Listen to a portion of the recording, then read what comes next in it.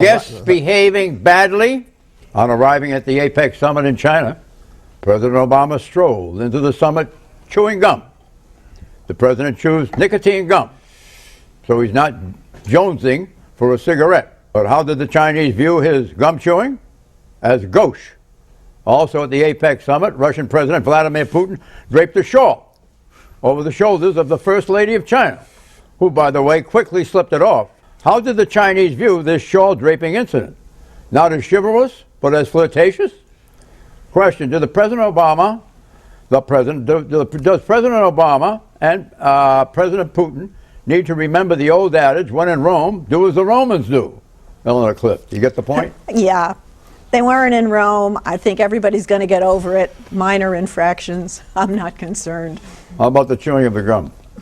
Well, don't look at me as an you see the expert on ridiculous chewing gum. attention it's getting? I think it is ridiculous, to be honest with you. You know, there's another angle. It is probably not the most polite thing to do. But so what? He's chewing gum. What happened the previous week to his week in China? He was devastated by an election. Yes. So doubtless over the weekend, yes. Doubtless, I don't know that. I'm not saying this. He might have slipped in a cigarette or two to recover from this. It's possible. And now maybe he's got to go back to the nicotine gum seriously. That's even to possible. Get off the, it's possible. So, I don't know. You know what my view is? So what? He should have brought a doctor's note. That's right. So what? Yeah. So what? So what? Right. You know. Do you think Putin was gallant putting that shawl around that freezing woman's arms, John? I think it was, from his perspective, I think in his own head, I think he thought he was being a little bit gallant. I think he did too. He's comfortable with the cold. What do you think it was? If the Chinese don't like it, don't like it. I mean, we got our traditions too, and that was a nice thing to do. Did you see what she Chewing looked gum, like? I disagree with John. Okay, You don't so we're chew critical gum. of Obama, but we praise Putin. Did you see what she looked like? You didn't chew gum. Could anybody in class. construe that as an act of flirtation? Issue 2, Barack to Burma. On the road to Mandalay, where the flying fishers play. On Wednesday, the president visited Burma, also known as Myanmar. With a population of 53 million, Burma borders Bangladesh, China, India, and Thailand. Its capital is Naypyidaw. In 2012, after discussions with then-Secretary of State Hillary Clinton, Burma's ruling military junta agreed to move towards democracy. Today, the reform process has stalled.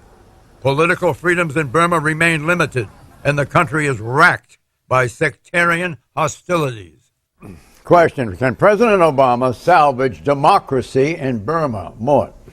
I don't think he can salvage it. I mean, the Burmese leadership is going to have to salvage it if they want, but they live in an environment in which there's a lot of turmoil and, frankly, a lot of violence. And so you have in cultures like that, which tend to be authoritarian cultures, an easy willingness to resort to what we would call military pressure on their people. I don't think that's going away. Sectarian violence, John. The Rohingya Muslims in Burma are really persecuted horribly and treated horribly. And I think it's a good thing if the President of the United States talks to them in private and says, you know, please cut this out. We can't do business with you if you do that. But in the longer run, the United States is going to have to start looking out for its own national interests when it goes to countries and not telling them whether they can have a republic, a democracy, a monarchy, or whatever they want to have. Yeah, but we provide aid and we do cultural exchanges and that sort of thing, and that you can ratchet that up or ratchet it down, and so you can have some impact on what they're doing. And I think it's appropriate for the U.S. to project its values that way.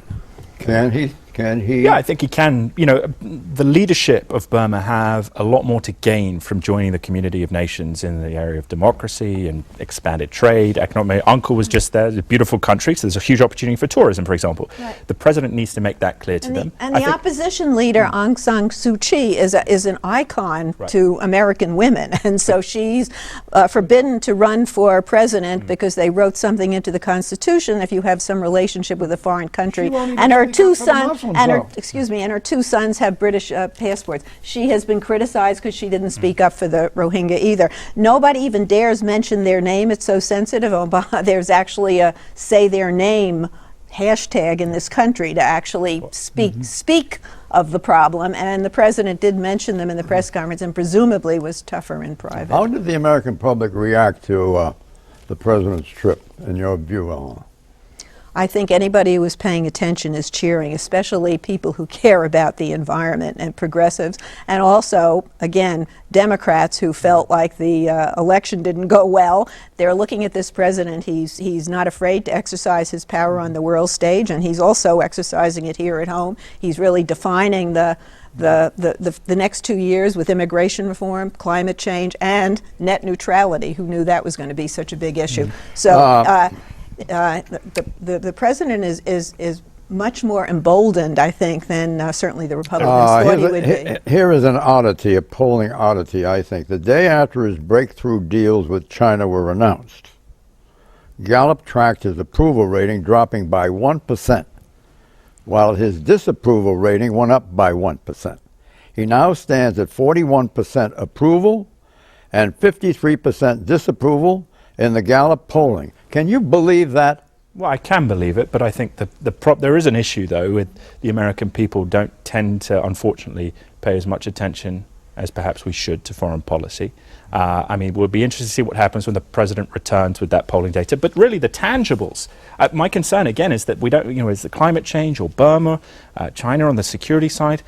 The proof will be in the pudding, to use a British term, in the details, whether there is a tangible change, because rhetoric is meaningless unless it means to something. Is there optimism? Yes. Should there be? Yes. Do you think there's more rhetoric in this trip than reality? At the moment, reality has to be defined in physical acts. We seem to be. I think they think that it was more reality than it was rhetoric. Well, they would think that.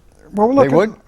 Look at our concerns. We were concerned about human rights, these other things. They're all good things. They're very soft to the Chinese. The Chinese are interested in real power, economic, military, strategic. And that's the way they look at things. And us talking about, carbon dioxide for these guys. That's a serious issue, Pat. It's nothing to be laughed at until we figure out whether the rich can breathe different air than the poor. This is something the whole planet's got to be concerned about. I think Pat has somehow lurched into the truth. What do you have to say? Well, I think that, the reason why the American public isn't all that engaged in all of these trips, okay, is because they have other issues here to worry about, including one of the worst unemployment or underemployment records in a very, very long time, an economy that is very weak, a sense of a loss of real leadership at the national level.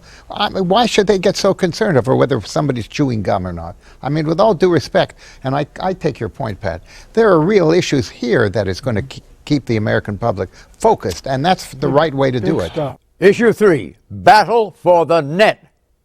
The internet has become ubiquitous. In the home, at school, on the job, even on the street, where people use it on their cell phones. Nearly 90% of American adults now use the internet, up from, get this, 14% in 1995.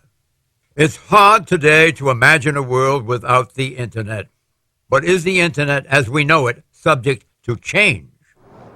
That depends on the Federal Communications Commission, the FCC.